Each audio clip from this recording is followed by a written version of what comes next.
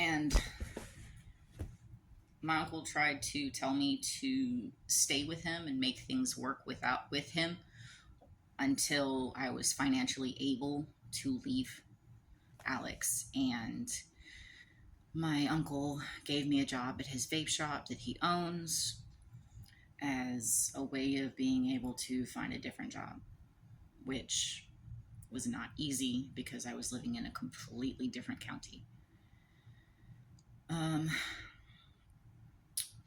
Very, very shortly after the confrontation, almost the next day, he had sent her messages about how, he was the victim in the whole situation, and he's so sorry about the way things were left between them, and he really wanted a relationship with her. And this was after telling me that he'd lied to her about everything and she meant nothing to him. I actually have a video. It's the one with the watch. I'm not certain if the pictures are in order, so if you do kind of have to pause to read or go back and forth for it to make sense, I apologize. That didn't last very long. So I found out about the messages, and of course he blamed me. It was my fault for looking through his private business. I was the one who violated his privacy. Therefore, I was the one hurting myself, according to Alex.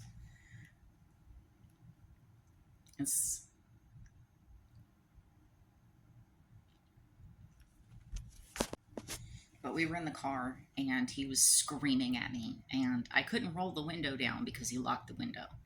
And anyone who's ever been screamed at in a car knows that that sound reverberates off the glass. And it hurts. And my kids were in the car. He was driving in the middle of the road, and he would not stop antagonizing me. And I said, you know what? I can't take this anymore.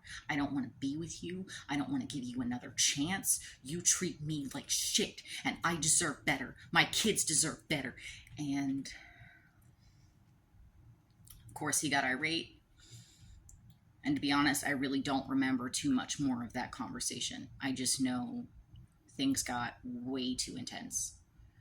And my kids never should have been in the car when that happened. And yet, every time we started talking, or at least I tried to talk about this stuff, he would bring the kids in the room and then tell me that I was the one who started doing this in front of the kids and that I was hurting them. Even though I would try to tell them, go into a different room, we're trying to talk. No, you stay here. The whole thing was a mess. So even after I left him our daughter was born in May. I ended up breaking up with him in June.